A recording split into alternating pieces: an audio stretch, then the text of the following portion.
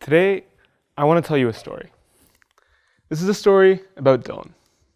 Dylan is the typical high school boy. He's part of the honor roll, he has lots of friends, and he's the captain of the basketball team. To many, Dylan may seem to be very happy. However, this isn't always the case. Recently, Dylan has been experiencing severe mood swings, unexplainable weight changes, and a lack of desire to do the things that he loves most. Concerned, he went to his parents about his symptoms, but they simply said that he has teenage mood swings. This is hardly the case. Dylan has depression. Unfortunately, the stigma that Dylan's parents have about depression are not isolated. Depression and mental illnesses in general face stigmas worldwide. For example, people often don't think that mental illnesses are real. Statistics show that an astounding 53% of society members think that the term mental illness is simply used as an excuse for bad behavior. When we look specifically at those with depression, society members often use terms such as, "Oh, it's not that bad," or "Oh, we all get sad sometimes," to describe what they're feeling. What these statements and statistics show us is how trivialized mental illnesses have become in society, where people don't think they're real and instead simply think that they're fake news. These stigmas have led those that suffer from mental illness to develop a fear of others finding out. Mental illnesses are as debilitating as cancer and are as life-altering as well. However, when someone has cancer, 72% of the time they will tell their family members about their condition. When somebody has a mental illness, that number drops to only 50% of the time. Why is there such a drop? It's because people feel as if they're going to be ostracized by those they love.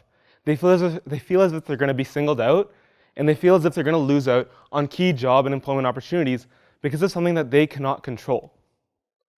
As well, when you're scared of telling your own family members about your condition, you're very unlikely to seek medical help as well. Individuals suffering from mental illnesses very rarely go seek out medical and professional help for their condition. If they do even end up going to a doctor, very rarely will they fill out the prescription the doctor has prescribed, because not only do they feel judged by the medical professional, they feel judged by those at the pharmacy and the pharmacist himself. What this leads to is a perpetuating cycle. You're scared of others finding out about your condition, so you resist getting treatment. But that increases your symptomology and actually increases the likelihood that people will find out about your mental illness as well.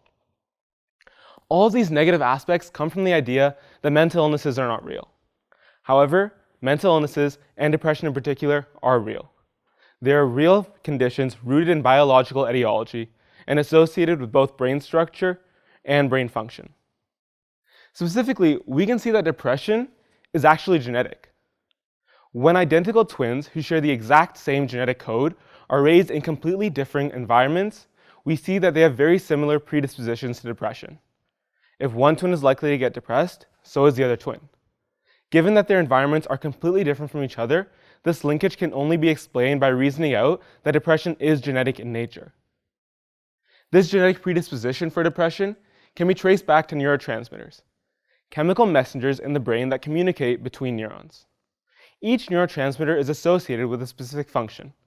Serotonin, for example, is involved in mood regulation and satiety.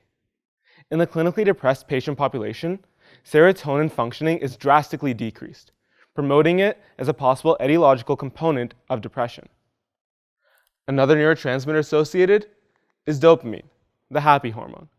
Dopamine is involved in the mesocortical limbic pathway in the brain, the dopamine reward system. Once again, in the clinically depressed patient population, dopamine concentrations are found to be drastically low, implicating dopamine as well as a possible etiological factor of depression. And finally, if depression wasn't biological, why is it that medical interventions and cognitive behavioral therapy are the best forms of treatment? Specifically, when presenting patients with antidepressants, such as paramexapol or SSRIs, which work to increase the concentrations of dopamine and serotonin, we see drastic decreases in the symptomology that clinically depressed patients present with. If medicines are the solution, why is it that we don't think that depression is biological? What does all this have to do with Dylan? Dylan refused to fall victim to the stigmas associated with his mental illness.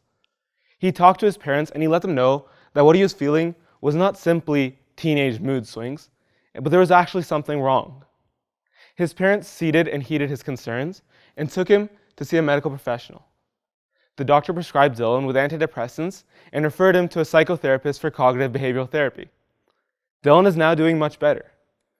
But it's important to remember that Dylan's cases are not an isolated one. Cases such as these are prevalent throughout society. What we must do as society members is increase the prevalence that mental illnesses are real. They're not fake, but they're actually real conditions that deserve the same level of treatment and concern as we give to conditions such as cancer. Because remember, depression is real, and it is all in your head. Thank you.